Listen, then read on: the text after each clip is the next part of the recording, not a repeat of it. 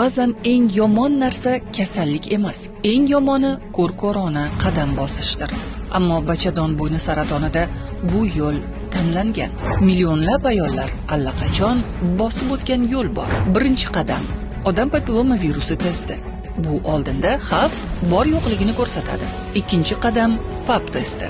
Bu o'zgarishlarni xavfli bo'lishidan oldin aniqlashga yordam beradi. Uchinchi qadam kolposkopiya. Shifokor ko'zi bilan ko'rilmaydigan narsani ko'rsatadi. To'rtinchi qadam agar kerak bo'lsa, biopsiya. Bu aniqlik va o'z vaqtida qaror qabul qilish imkoniyatini beradi. 4 qadam.